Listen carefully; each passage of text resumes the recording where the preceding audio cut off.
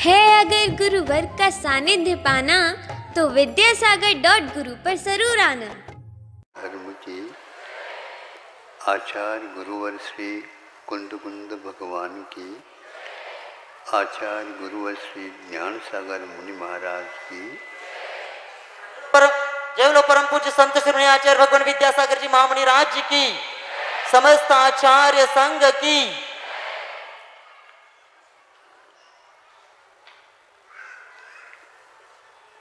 पर्व सामने आ रहा है।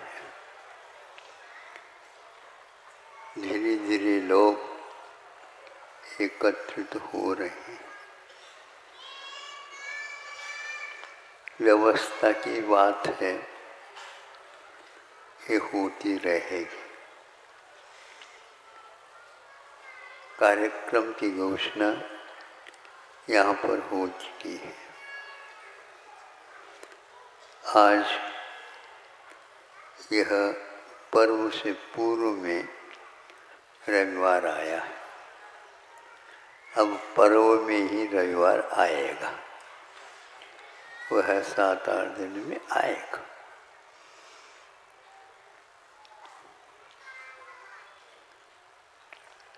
तेजंच भी इस महोत्सव को मना सकते।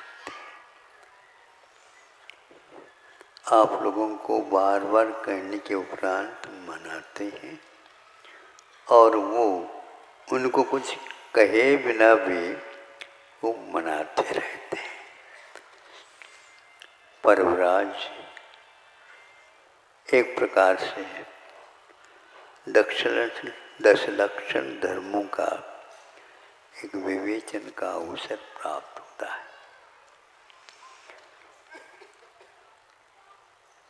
पहले संघनन दीर्घ होने से मुनि महाराज श्रमण भारतवर्ष में अन्यत्र जंगलों में रहते थे। आज संघनन की हीनता होने के कारण आप लोग इस दृश्य को उस रूप में नहीं देख पा रहे। फिर भी मनुष्य तो ठीक है, किंतु तिर्यंच भी किस ढंग से इसमें योगदान देते हैं, इन घटनाओं से प्रतिमान योग भरा हुआ है। एक घटना आपके सामने आ रही है, उसका चिंतन, उसका मनन और बार बार होता रहे, यह लेखक का स्वामी समंत भद्र महाराज जी का यह एक प्रकार से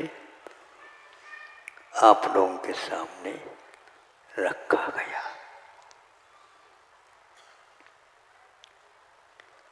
चातुर्मास की भी बात हो सकती है या अन्य समय में ये घटना घटी हो। भीतर गुफा में एक महाराज जी बैठे हैं और बाहर से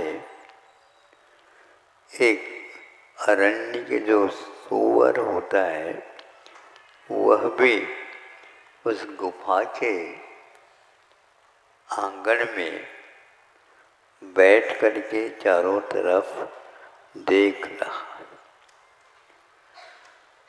उसी बीच में एक सिंह आता है और सीधा वह गुफा में प्रवेश करना चाहता है। उसी वक्त उस सुअर ने जा करके उससे भिड़ करके और अपनी भाषा में उसको जो कुछ भी कहा समझ में आ सकता है, उस सिंह को भी समझ में आ गया हो। उसने भी इसी प्रकार का प्रहार धावा भूल करके उसको जवाब देना चाहा, लेकिन ये एक ऐसा दो पहलवानों के बीच में कुश्ती होती है, बच्चों का त्यों वहाँ पर घटने लगे।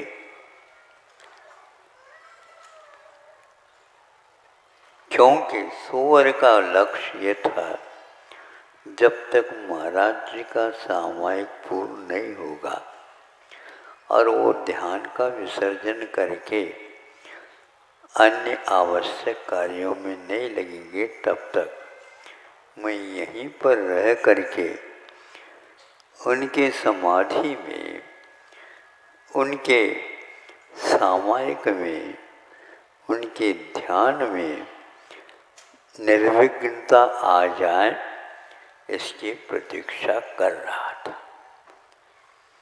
सिंह उसे समझता था, किंतु सिंह चूंकि अब इसके साथ मुठभेड़ में लग गया, इसलिए दूसरा कोई तीसरा कोई उसमें प्रवेश नहीं कर पाया।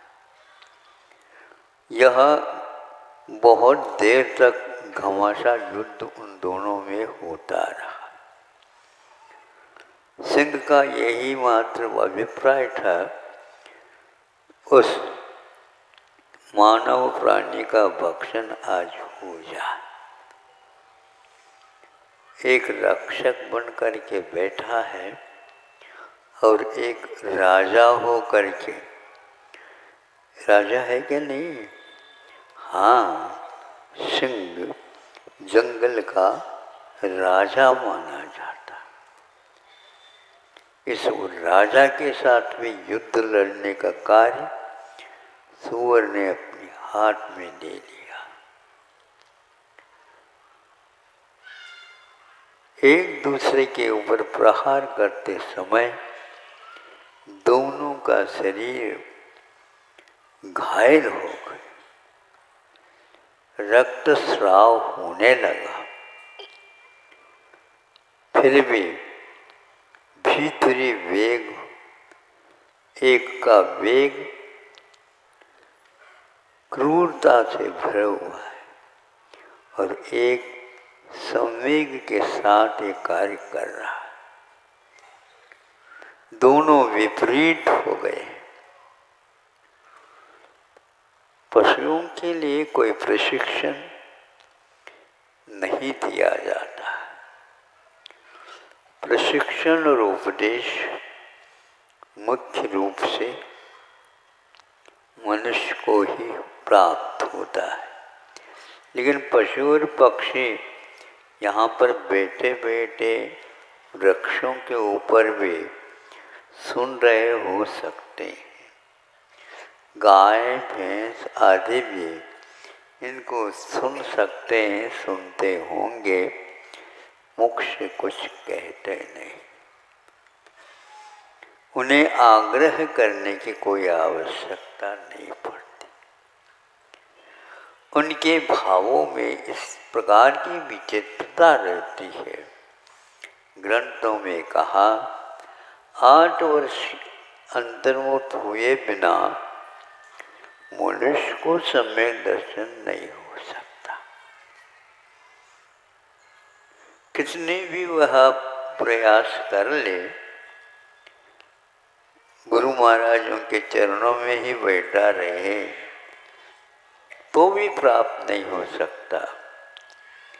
किंतु मुनि महाराजों के चरण स्पर्श हुए बिना अंतर मुहूर्त में भी पशुओं को सम्यक दर्शन हो सकता है। क्या सुन रहे हो आप लोग? आप लोगों को 8 वर्ष अंतर मुहूर्त चाहिए और उनके लिए अंतर मुहूर्त भी पर्याप्त होता है। ये कैसी योग्यता उनकी, इसके बारे में सोचिएगा। मनुष्य बहुत व्यापक कषाय करता है। मनुष्य के जीवन में व्यापकता कषायों की रह सकती है, दया की भी रह सकती है, लेकिन पशुओं में भी यह देखने को उपलब्ध होता है।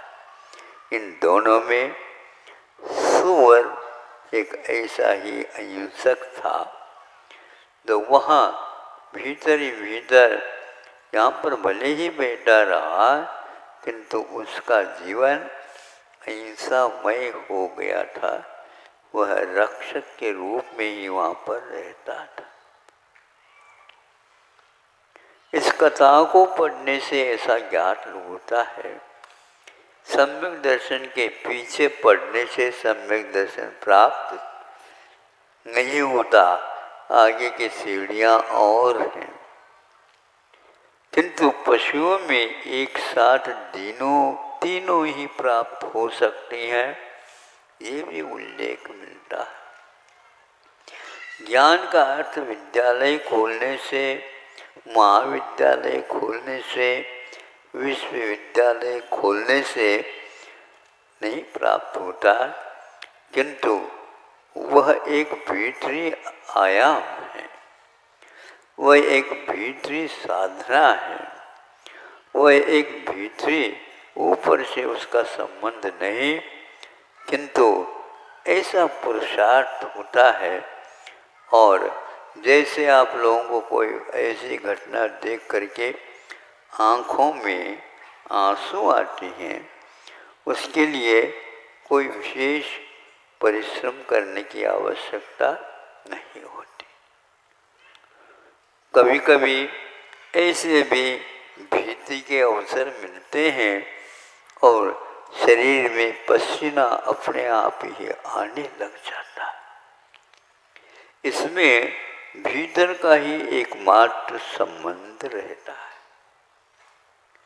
हम लोगों की कठोरता के बारे में और मृदुता के बारे में संतों ने कहा है, यह भी एक मनुष्य प्राणी संस्कार तो होकर के आता है तो बात अलग है, लेकिन इसके जीवन में ये बहुत कम होते हैं। आपने कभी देखा होगा कि रात में कौवे तक नहीं बोलते और आपका जो है ये बोल चाल रात भर भी चल सकती। वो सोचते होंगे कौवे, चिड़िया वगैरह, ये कैसे मनुष्य है जो रात दिन ही ये काम कर रहे हैं। इससे व्यवधान तो आता होगा। हमने तो कभी कौवों को रात में का करते हुए नहीं सुना। हाँ, आप लोगों का प्रभाव उसके ऊपर भी पड़ सकता है। बिजली लाइट वगैरह चालू हो गई, वो समझते होंगे अब दिन जल्दी होने वाला है, लेकिन जब वो कभी भी नहीं सुनो, ये कुक्कुट बोलते हैं मुर्गा, वह ठीक जब रात ढलने की होती है उस समय में आपको सुनाते हैं, कहते हैं अब जग जाओ। एकदम तो अभी रात गई नहीं, लेकिन अंतिम प्रहर में कम से कम प्रभु को याद करो। यह मुर्गों के माध्यम से आप लोगों को सीख उपलब्ध होती है। आप लोगों ने कभी बच्चों को इस प्रकार उठा करके और इस प्रकार सुनाया? नहीं, क्योंकि ये हमारे यहाँ लिखा हुआ नहीं, क्योंकि हम दिन में ही करते हैं, रात में नहीं करते। रात में आप भोजन फिर भी करते होंगे, लेते होंगे, किंतु कोई भी पशु पक्षी इसको छूते तक नहीं, ऐसा सुना है।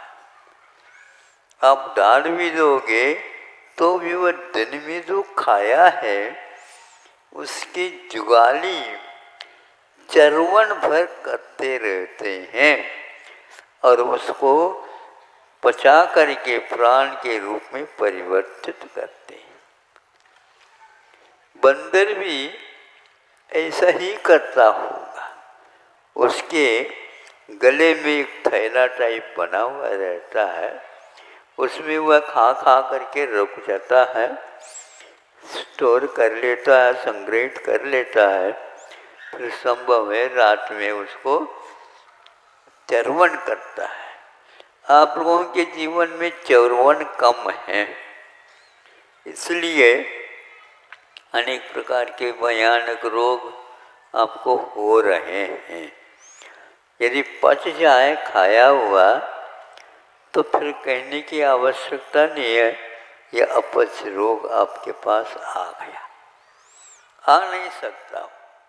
हम यूं कहो बस हर बात में संग्रह और को यह उपलब्ध न हो, इस प्रकार की भावना रखते हैं।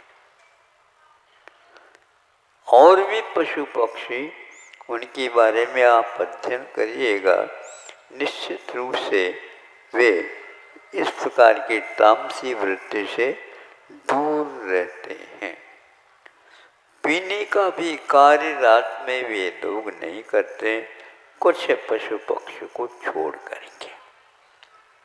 इस प्रकार मैं ये कह रहा था कि सम्यक दर्शन की भूमिका के लिए विशेष आयाम करने की आवश्यकता नहीं, एक भीतर देखने की, जानने की और बाहरी दरवाज़ों को बंद करने की आवश्यकता पड़ती है। इसलिए उस युवन की ओर आप देख रहे हैं और इधर एक तरफ सिंह की ओर भी देख रहे हैं। इस प्रकार घमासा युद्ध होता हुआ दोनों के प्राणांत हो गए।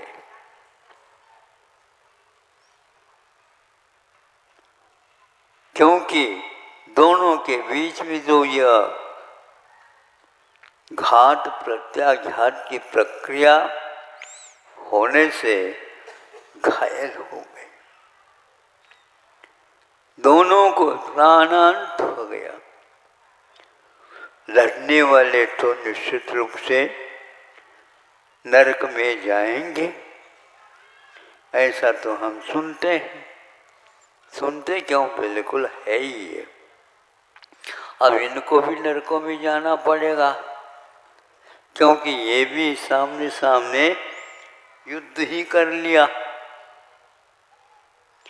एक का युद्ध अभिप्राय बचाने का है और दूसरे का वह युद्ध एक प्रकार से बचाने के नहीं, किंतु उसको खा करके पचाने का है।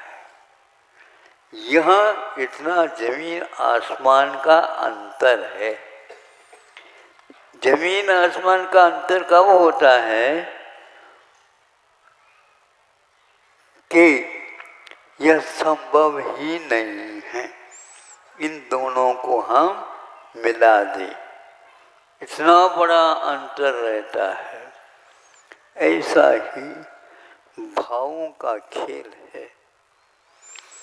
हमारे भावों में ये तीव्रता जो आकर के घुसी है, कषाय के उदय के साथ इसका संबंध रहता है। इसलिए जब उनका अवसान हुआ, कथा का उपसंहार होता है। कहाँ पर गए ये दोनों? न्यायालय की ओर जाने की कोई आवश्यकता नहीं पड़ती। यह आज के रिवाज जैसे बन गए। पहले पंचायत बैठती थी, उसके द्वारा 1-2 दिन भी नहीं लगे और वह पंचायत जैसी घोषणा करेगी, उसके अनुसार कार्य होता था। किंतु आज वर्षों लग जाते हैं, फिर भी वह केश कभी खराब होता ही नहीं, वो बढ़ता ही चला जाता है। संभव है आज के युग में न्यायालय में जाना एक अनिवार्य जैसा बन गया और वह एक प्रकार से व्यवसायीकरण के रूप में भी परिवर्तित हो गया। इसे कहने में कोई हमें आपत्ति नहीं लग रही है। कोई वकील वगैरह बैठे तो हम उनसे पहले ही कह देते हैं, या आप क्या करें, सभी लोग कर रहे हैं तो आप भी करते होंगे।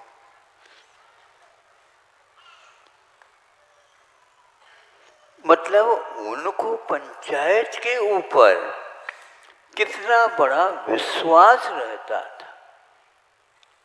जो वो कहेंगे वो हमारे लिए मान,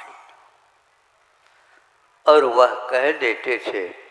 कोई बुरा नहीं लगता था, जिसका मान लो जिसके पक्ष नहीं लिया गया उसको भी वह बुरा नहीं लगता, क्योंकि पंचायत का जो कुछ भी है निर्णय हमें मान्य है, क्योंकि हमें यहीं पर रहना है। एकदम आपको स्वर्ग नहीं मिलेगा, ध्यान रखो। वहाँ पर भी बहुत पंक्ति लगानी पड़ती है, लाइन, तब कहीं वो मिलता है। ऐसा आज भी कहीं कहीं पर सुनने में आता है। वह गृहस्थ अपने आप ही न्यायालय गए बिना भी न्याय को मिटा लेते हैं। एक महिलाओं के बारे में हमने सुना, राजस्थान में थी उस समय। एक गांव में सब महिलाओं को बहुत तंग होना पड़ा, बहुत कष्ट होता था। वो प्रत्येक दिन पति जब आते शराब पी करके आते। तो एक बार पढ़ी लिखी एक महिला ने सोचा एक मंडल बनाया जाए, और इसका यह है कि जब तक इस गांव में से शराब की बोतल बाहर नहीं जाए तब तक हम श्वास सही सही नहीं लेंगे। पक्का? बिल्कुल पक्का। आपके पति को क्या कहोगे? वो हमारे लिए उस समय पति नहीं,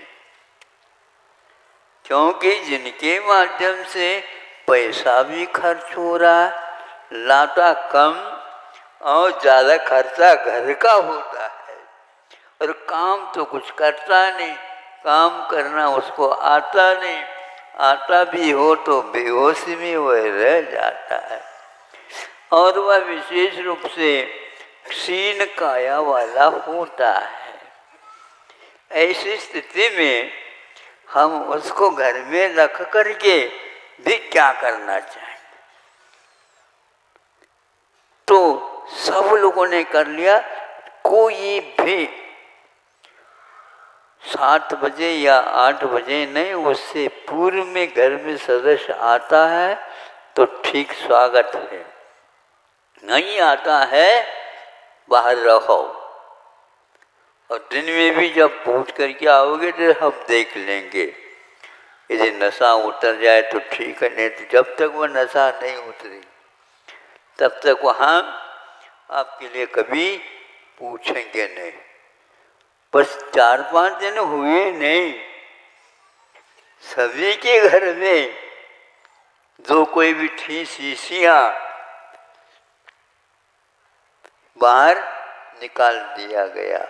आपने सुना है कृष्ण जी के काल में यादवों की क्या स्थिति हो गई थी? उस शराब के कारण ही द्वारिका पट्टन जल गया, जला लिया गया, क्योंकि एक रिद्धिधारी मुनि महाराज के ऊपर यादवों ने उपसर्ग किया। और वह कहाँ से आया शराब?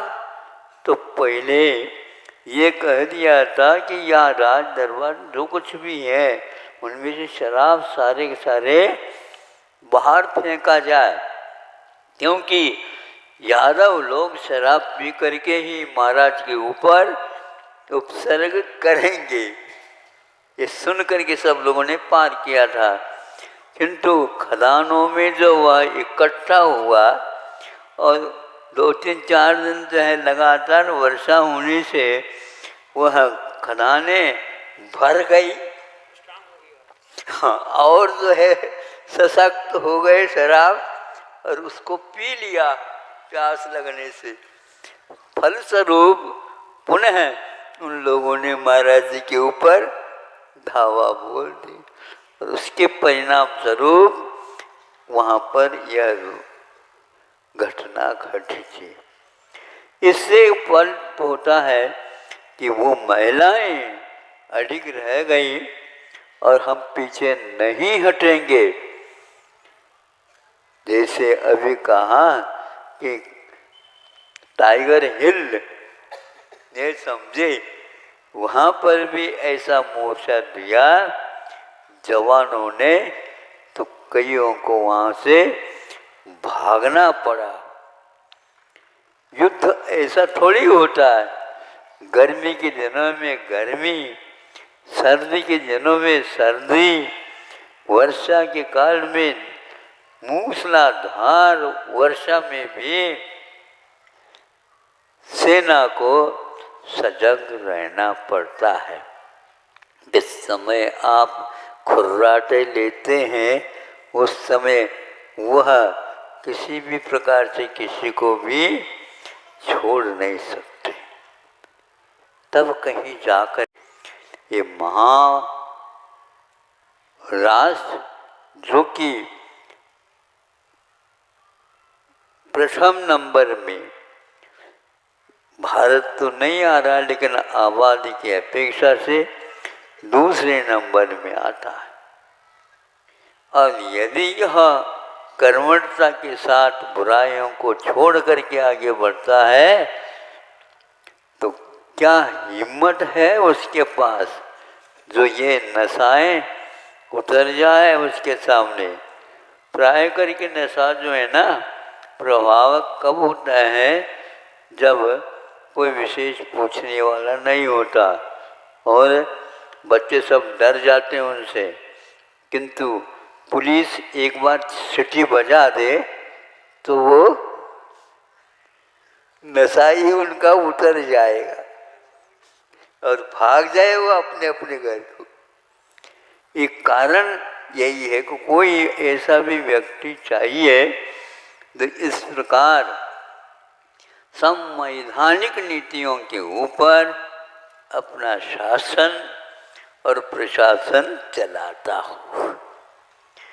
अन्यथा न लो, हमने यह आपके सामने जो रखा है यह प्राचीन काल में क्या होता था उसका एक नमूना है। ऐसे भी राजा जो कि मुसलमान होकर के भी इसका विरोध किया जाता था और आज शाकाहारी हो करके भी इसका प्रावधान विधान किया जा रहा है।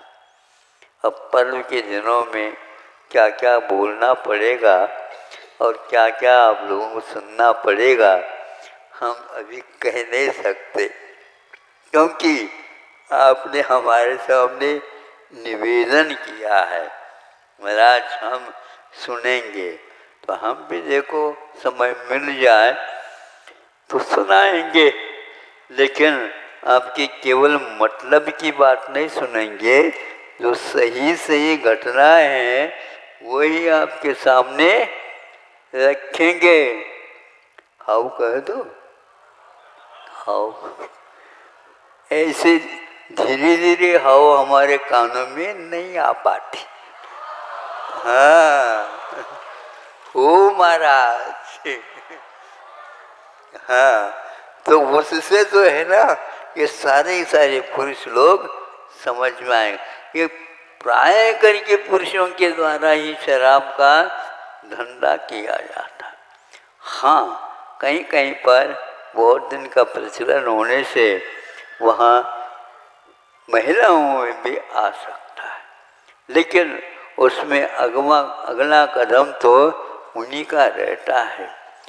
पति और पत्नी का जब संबंध होता, विवाह होता है, तो यह सारे के सारे उस अग्नि देवता के सामने, जल देवता के सामने प्रतिज्ञा दिलाई जाती है और उन प्रतिज्ञाओं का पालन जब लो घट में प्राण, यह घट में जब तक प्राण रहेंगे तब तक हम इसका कभी भी उल्लंघन नहीं करेंगे।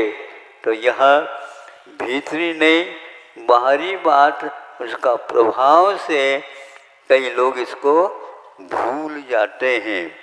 इसलिए वहाँ तिर्यंच होकर के भी इसको भूला नहीं। वह तो हो गया सुअर, स्वर्ग में जाकर के देव हुआ, और सिंह कहाँ पर चला गया है?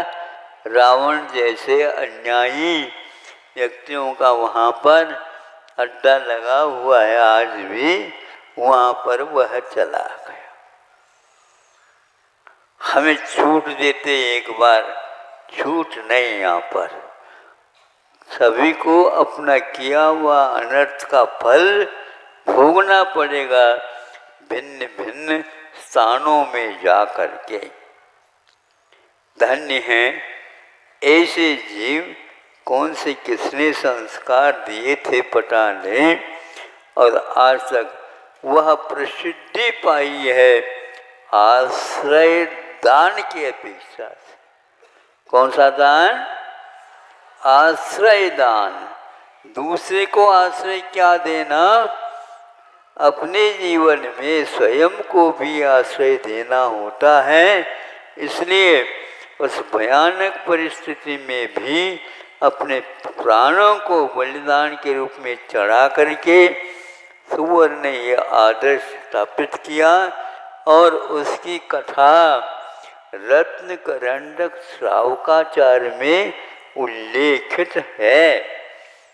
और सभी लोग योग से यहाँ पर मध्याह्न में सुनता हूँ, 2:30 बजे से 3:30 बजे तक रत्न करंडक श्रावकाचार्य का स्वाध्याय वाचना होती है।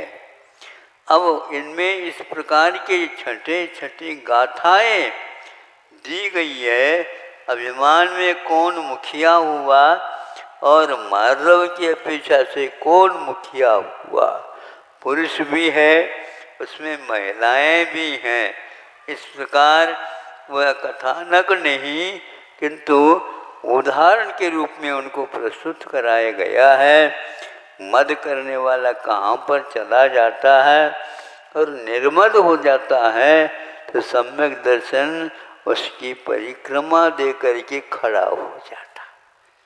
हाँ, नहीं समझे इसको धारण करने की कोई आवश्यकता नहीं। प्रतिपक्ष वस्तु का जब हम विमोचन कर देते हैं या त्याग कर देते हैं, तो पक्ष अपने आप ही खड़ा हो जाता है। तूफान आना बंद हो गया, अपने आप ही जो झाड़ लेटे हुए थे वो धीरे से उठ करके खड़े हो जाते हैं।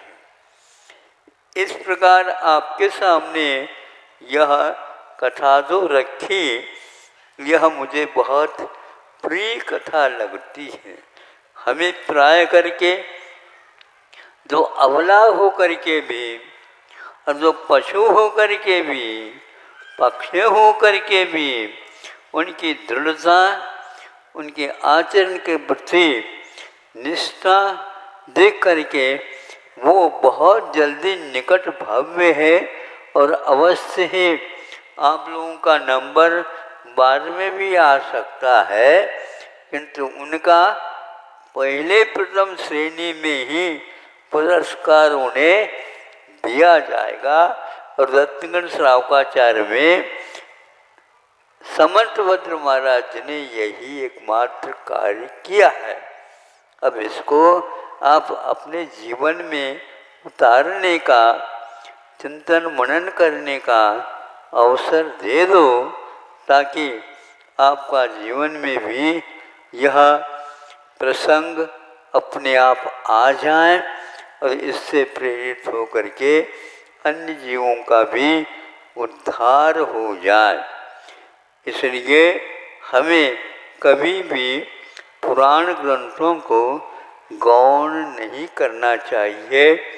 इनसे हमारा हृदय में जो यदि निश्चय है उसकी रक्षा होती है, और यदि नहीं है तो उसकी उत्पत्ति होती है और आगे उसमें विकास हो जाता है। ये तीनों बातें अपने जीवन में अपने लिए भी सहायक है और दूसरे के लिए भी सहायक है। इस प्रकार ये वक्तव्य आपके सामने छोटा सा है, रविवार के अनुरूप हुआ है। 2 दिन के बाद यहाँ पर जैसा कहा है उसी के अनुसार यदि मौसम ठीक रहेगा तो, क्योंकि यहाँ पर बहुत जल्दी वर्षा में अस्त व्यस्त हो जाता है, सुनते हैं उसका भी उपाय सरकार के द्वारा किया जा रहा है। क्योंकि आप लोगों ने उनको वोट दिया इसलिए हो रहा। ये पक्का है, हमने वोट दिए हैं, इतना तो कम से कम काम करो। वो करने के लिए तैयार हुए हैं, बताते अहिंसा परमो धर्म। वैसे बहुत धीरे बोल रहा हूँ, फिर भी उनको सुनने में आ रहा है, इसलिए ध्वनि प्रदूषण से आप स्वयं भी बचेंगे और हम लोगों को भी बचाएंगे। चलो परम पूज्य आचार्य भगवान विद्यासागर जी महामणि राज की समस्त आचार्य संघ